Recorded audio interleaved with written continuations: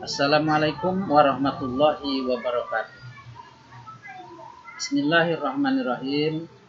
Alhamdulillahirabbil alamin wassalatu wassalamu ala asyrofil anbiya'i wal mursalin sayyidina wa maulana Muhammadin wa ala alihi wa sahbihi ajmain, amma ba'd. Kaum muslimin dan muslimat, wabil khusus peserta didik, marilah kita sama-sama memanjatkan puji syukur kehadirat Allah Subhanahu wa taala atas limpahan rahmat dan karunia-Nya kepada kita yang tiada terhingga. Salawat dan salam semoga tetap dilimpahkan kepada Nabi besar Muhammad SAW, keluarganya, sahabatnya, dan insya Allah termasuk kita semuanya. Para peserta didik yang berbahagia, selamat berjumpa kembali dengan pendidikan agama Islam. Harapan saya mudah-mudahan semuanya dalam keadaan sehat walafiat, dan untuk itu mari kita sama-sama senantiasa menjaga kebersihan, menjaga kesehatan, jaga jarak, menggunakan masker apabila keluar rumah, dan senantiasa berdoa kepada Allah Subhanahu wa taala mudah-mudahan wabah cepat berlalu sehingga kita mampu melaksanakan pembelajaran secara tatap muka. Peserta didik yang berbahagia, dalam kesempatan kali ini bahasan kita masih ruang lingkup pernikahan, yakni sekarang ini kita masuki pembahasan kepada perceraian.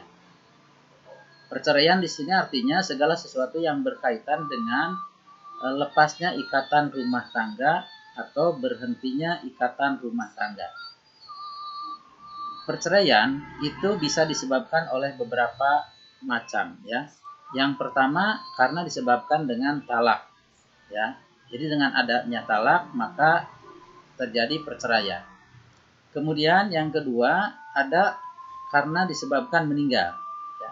Jadi ketika seseorang meninggal maka otomatis rumah tangganya itu bercerai, dalam arti hak dan kewajiban sudah tidak ada, dan kemudian orang tersebut sudah memiliki hak yang lain, misalkan hak untuk menikah lagi. Kemudian bisa juga perceraian tersebut selain talak dan meninggal, yaitu lain-lainnya, insya Allah nanti akan dibahas di bab berikutnya. Anak sekalian, dalam kesempatan ini mari kita mulai dengan pembahasan tentang talak. Apa yang dimaksud dengan talak? Ya, talak itu adalah ucapan suami yang ditujukan kepada istrinya dalam rangka melepaskan ikatan pernikahan dengan kata-kata misalnya, ya, saya talak kamu, ya, atau saya ceraikan kamu. Baik ini dikatakan secara lisan ataupun lewat surat, ya, lewat WA dan lain-lain, atau lewat pesan dan lain-lain, ya. Nah, kemudian ini apabila diucapkan oleh sang suami dalam keadaan sadar, maka sekalipun itu diucapkan dalam keadaan marah ataupun bercanda, maka bisa jadi sah talaknya atau sah cerainya, ya. Maka oleh karena itu jangan pernah memainkan atau bermain-main dengan kata talak. Mengapa demikian? Karena talak ini adalah sesuatu yang sakral, ya. Sesuatu yang tidak bisa diucapkan sembarangan. Karena apa? Kalau misalkan talak ini bisa diucapkan dengan sembarangan, nanti banyak suami dalam rumah tangganya itu seringkali mengumbar kata talak, sehingga tidak bisa dibedakan mana antara talak beneran dan talak yang bercanda atau main-main. Oleh karena itu, dalam kata talak tidak ada kata main-main. Apabila diucapkan oleh suaminya, nah, maka itu menjadi sah, menjadi talak atau menjadi cerai. Namun demikian, dalam undang-undang pernikahan atau perkawinan di Indonesia, maka talak ini selanjutnya harus diucapkan di depan pengadilan, ya, atau harus ditetapkan mulai ketetapan pengadilan. Nah, tetapi secara hukum agamanya, ketika seseorang sudah mengucapkan talak walaupun belum dibawa ke pengadilan, itu sesungguhnya sudah jatuh talak dan bercerai, ya, yang sehingga tidak boleh lagi suami istri tersebut melakukan hubungan badan. Selanjutnya, talak ini adalah ada pada suami. Jadi hak untuk mengucapkan talak ini ada pada suami. Artinya ketika suaminya mengatakan saya ceraikan kamu, saya talak kamu, maka itu terjadi talak. Tapi tidak sebaliknya. Kalau istrinya mengatakan, maka tidak terjadi konsekuensi hukum apa-apa, ya. Mengapa demikian? Karena memang pada saat nikah pun dulu yang dinikahkan itu adalah yang memegang akad nikah itu adalah antara wali dan pengantin laki-laki. Selanjutnya, mari kita pelajari tentang hukum talak. Bagaimana hukum talak ini, atau bagaimana hukum perceraian melalui talak ini? Ya. Nah, mari kita lihat hukumnya. Hukum talak yang pertama adalah makruh, dan para ulama sepakat bahwa hukum talak ini merupakan hukum asal dari talak. Artinya hukum asalnya talak itu makruh. Apa itu makruh? Artinya makruh itu secara bahasa dibenci, ya. Makanya ada dalam hadis Rasulullah SAW, abghadul halali ilallahi at-talaqu, ya. Sesuatu yang paling dibenci oleh Allah tetapi itu halal adalah talak, ya. Jadi tidak dianjurkan talak ini, sebisa mungkin talak harus dihindari. Maka hukum pertamanya adalah makruh, ya. Ini berbeda dengan hukum nikah. Kalau hukum nikah awalnya adalah mubah. Ya, kalau nikah itu hukum awalnya mubah. Boleh nikah, boleh tidak. Yang kemudian berubah menjadi sunnah, wajib, haram, makruh. Tetapi ke dalam hal talak ini hukum asalnya adalah makruh. Artinya sebisa mungkin harus menghindari yang namanya perceraian atau talak, ya. Kemudian dari hukum makruh ini bisa berubah menjadi haram, ya, tidak boleh. Ya, bagaimana ini hukumnya haram ini? Yaitu apabila dalam perceraian tersebut ada hak-hak yang belum ditunaikan oleh seorang suami, padahal dia mampu, sedangkan istrinya menuntut, ya. Jadi ada hak yang harus ditunaikan oleh seorang suami tersebut mampu, kemudian istrinya menuntut. Nah, dalam hal ini menjadi haram untuk diceraikan, kan? Kemudian berikutnya sunnah. Nah, sunnah ini apa? Nah, dianjurkan. Jadi kebalikan dari haram. Kalau haram itu tidak boleh menceraikan. Kalau sunnah artinya dianjurkan, diperbolehkan, ya. Nah, silahkan. Bagaimana ini? Yaitu apabila suatu keadaan rumah tangga yang sudah tidak mungkin untuk dipertahankan lagi, terjadi percekcokan yang terus-menerus yang dipandang akan mendatangkan dosa, baik untuk suami maupun untuk istri, ya. Jadi kalau sudah cekcok terus-menerus yang sulit untuk didamaikan, maka disinilah ada rukhsah untuk boleh bercerai atau boleh mentalak istri. Baik itu memang dikehendaki oleh istrinya atau oleh suaminya ataupun oleh keduanya, maka hukumnya sunnah. Kemudian berikutnya adalah wajib. Nah, ini wajib menceraikan atau wajib talak. Bagaimana ini kondisi yang wajib ini? Yaitu apabila suatu rumah tangga yang kondisinya sangat membahayakan, ya. Misalkan terjadi KDRT, baik dilakukan oleh suami atau sebaliknya, ya. Jadi suaminya sudah sangat marah-marah terus, ya, menuntut sesuatu yang di luar batas sehingga mengakibatkan adanya KDRT, ya, mengkhawatirkan, takutnya sampai mengorbankan nyawa. Atau sebaliknya, ya, istrinya yang memang menuntut sesuatu dengan tidak layak atau dengan kekerasan terhadap suami, maka dalam hal ini wajib hukumnya bercerai atau wajib hukumnya talak. Jadi suami wajib untuk menjatuhkan talak. Nah, itulah anak sekalian. Jadi ada 4 hukum yang berkaitan dengan talak, ya. Karena hukum asalnya makruh, maka tidak ada jaiz atau tidak ada mubah, ya. Sedangkan kalau hukum nikahnya, hukum pernikahannya ada 5 karena ditambah dengan mubah hukum asalnya. Selanjutnya anak sekalian, berkaitan dengan talak ini ada beberapa macam, ya. ada beberapa macam talak, ya. Pertama dilihat dari segi ucapannya. Dari segi ucapannya, talak itu menjadi dua, ya. Ada yang disebut dengan talak sharih, artinya jelas, ya. Apanya yang jelas? Ucapannya itu yang jelas, ya. Yang kedua ada talak kinayah atau sindiran. Jadi ada ucapannya itu yang jelas, ada ucapannya yang sindiran.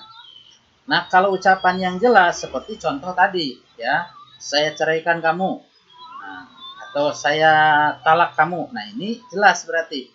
Nah, ucapan yang seperti itu, walaupun tanpa niat, maka sah hukumnya, ya, atau terjadi perceraian. Sedangkan yang kinayah itu adalah berupa sindiran, ya. Nah, misalkan kata-kata sindiran itu, kita hidup masing-masing aja yuk. Nah, ini kan kata-kata sindiran yang belum jelas, ya. Nah, maka kalau yang kata-kata ini diucapkan oleh suami, itu tergantung niatnya, ya. Kalau niatnya suami itu masing-masing dalam arti bukan bercerai, ya tidak jadi cerai, ya kan? Tapi kalau misalkan yang dimaksud masing-masing ini adalah maksud suami itu menceraikan, maka itu terjadi perceraian. Lalu siapa yang tahu niatnya? Ya, yang tahu niatnya tentu suaminya. Maka suami tersebut harus tahu niatnya. Niatnya apa? Kalau niatnya bukan menceraikan, ya tidak terjadi konsekuensi hukum apa-apa. Tapi kalau niat dia menceraikan, maka sejak itu dia tidak boleh lagi menggauli istrinya, ya, karena sudah statusnya terceraikan, ya. Nah, lalu bagaimana hukumnya nanti atau bagaimana kelanjutannya? Nanti kalau mau balik lagi bisa melalui rujuk. Selanjutnya dilihat dari segi apakah ucapannya atau cerainya itu langsung atau tidak langsung, ya.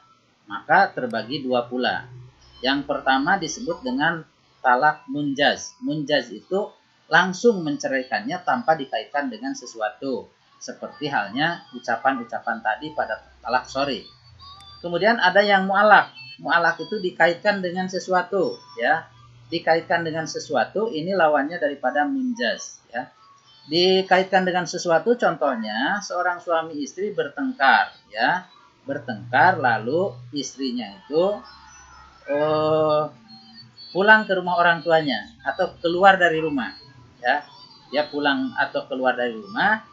Lalu suaminya bilang, kalau sore nanti tidak pulang, berarti kita cerai. Nah, ini namanya talak mu'alak. Artinya talak yang dikaitkan dengan sesuatu. Maka hal itu berimplikasi terhadap hukum apabila si istri tersebut misalkan tidak pulang sorenya, berarti cerai. Tapi kalau dia pulang, maka tidak terjadi cerai, ya. Atau sebaliknya, suami yang bilang, kalau saya nanti tidak pulang maghrib, ya, atau sampai maghrib saya tidak pulang, berarti kita cerai. Kalau saya pulang berarti tidak. Nah, itu maka apabila suaminya tidak pulang sampai maghrib, maka dia statusnya menceraikan istrinya. Berikutnya dari segi pelaksanaannya. Nah, dari segi pelaksanaannya itu ada yang disebut dengan talak sunni atau talak sunnah, ya. Lawannya talak bid'i atau bid'ah. Bagaimana yang sunni? Yang sunnah yaitu mentalak istri sesuai dengan syariat atau ketentuan. Talak bid'ah adalah talak yang tidak sesuai dengan ketentuan. Apa ketentuannya? Salah satunya tidak boleh mentalak istri dalam keadaan istrinya itu haid, ya. Kalau dalam keadaan haid, maka tidak boleh ditalak. Kalau misalkan dipaksakan juga, maka ini talak ini disebut dengan talak bid'ah, ya, talak yang dipaksakan tidak sesuai dengan tuntunan. Anak sekalian, selanjutnya ditinjau dari apakah setelah talak itu suami istri tersebut bisa kembali kepada pernikahan atau tidak. Nah, maka talak ini pun terbagi dua, ya. Satu ada yang disebut dengan talak roj'i. Apa itu talak roj'i? Talak di mana suami tersebut bisa rujuk, ya, atau bisa kembali ke dalam ikatan pernikahan, ya. Nah, jadi disebutnya talak roj'i, ya. Talak roj'i ini yaitu talak ke-1 dan talak kedua. Talak 1 dan talak 2 itu seperti apa? Misalkan contohnya seperti ini ya. Seorang suami menceraikan istrinya dengan mentalak. Setelah talak, maka ada yang dinamakan iddah ya, iddah.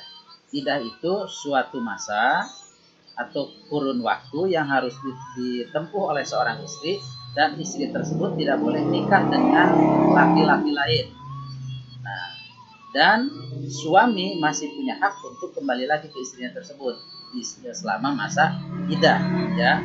Maka apabila di masa iddah tersebut suaminya itu kembali ke dalam pernikahan dengan datang rujuk ya, bilang mau kembali dan istrinya menerima, kemudian ada saksi, maka itu kemudian masuk lagi ke dalam rumah tangga ya. Dengan demikian berarti sudah tercatat itu dia sudah mentalak istrinya 1 kali, berarti sudah jatuh talak sekali ya. Nah, kemudian pertanyaannya, kalau misalkan di masa iddah tersebut tidak rujuk bagaimana ya? Sampai masa iddahnya habis dia tidak rujuk, tapi ingin kembali lagi, boleh melalui pernikahan.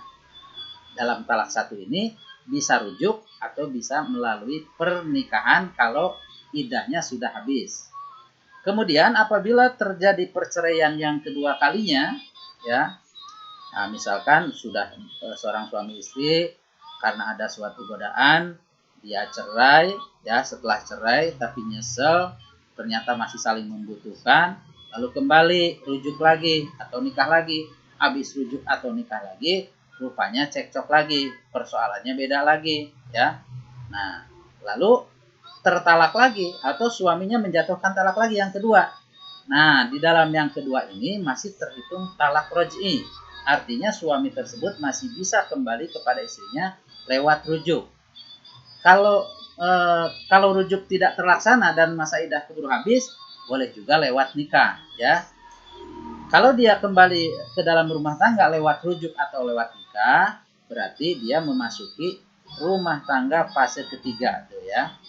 Nah, lalu terjadi lagi perceraian atau talak lagi. Nah, inilah kemudian yang disebut dengan talak 3. Dan talak 3 ini adalah yang disebut dengan talak bain. Ya.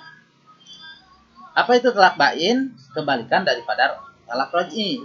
Kalau talak roj'i itu suami istri boleh kembali kepada pernikahan lewat rujuk, sedangkan bain itu tidak boleh atau tidak ada rujuk ya, melainkan harus melalui pernikahan. Jadi kalau sudah tertalak 3 kali, maka boleh kembali lagi ke dalam pernikahan, hanya ke dalam rumah tangga, ikatan pernikahan hanya melalui akad lagi. Jadi tidak bisa rujuk ya. Nah, ini sebagai pembelajaran buat suami supaya tidak memudahkan atau tidak mudah dalam memberikan talak. Selanjutnya, talak bain itu ada 2 ya. Nah, ini talak bain. Ada talak bain sugro, ada talak bain kubro. Anak-anakku diperhatikan perbedaannya antara talak roj'i dan talak bain. Kalau talak roj'i, suami istri bisa rujuk. Kalau talak bain, suami istri tidak boleh rujuk, tapi bolehnya nikah ya. Kemudian bainnya ada 2. 1 bain sugro, 2 bain kubro. Apa perbedaannya antara bain sugro dan bain kubro? Kalau bain sugro itu suami istri tersebut tidak boleh rujuk, bolehnya nikah lagi dan tanpa syarat. Ya, tanpa syarat yang di sini maksudnya tidak ada syarat-syarat, mantan istrinya harus nikah dulu dengan yang lain, tidak. Nah, bain sugro ini terjadi apabila seorang suami mentalak istrinya yang baru dinikahi atau telah dinikahi dan belum digauli ya.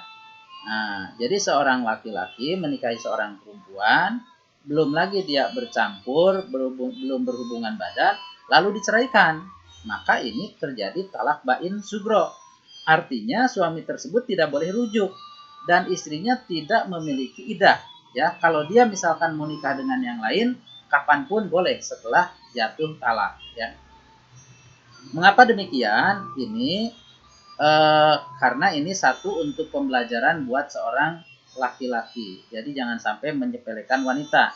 Untuk apa tuh dinikahi kalau ujung-ujungnya untuk diceraikan lagi, apalagi belum terjadi persentuhan, ya, belum ada hubungan. Nah, ini sangat aneh, tentu saja akan menyakitkan buat wanita tersebut, ya kan, apabila dikehendaki oleh prianya atau oleh suaminya. Maka oleh karena itu kembali ke dalam pernikahannya pun harus melalui akad nikah. Artinya harus terpenuhi syarat-syarat akad nikah, termasuk harus menggunakan atau ada mahar lagi, kan? Kemudian bain kubro. Nah, bain kubro ini terjadi yaitu apabila talak 3 yang tadi. Nah, untuk talak 3 yang ini atau untuk bain kubro ini, yaitu suami istri tersebut bisa kembali ke dalam rumah tangga, ke dalam ikatan pernikahan melalui akad nikah dengan syarat. Nah, ini bedanya, ya. Kalau bain subro tanpa syarat, kalau bain kubro harus ada syarat. Apa syaratnya?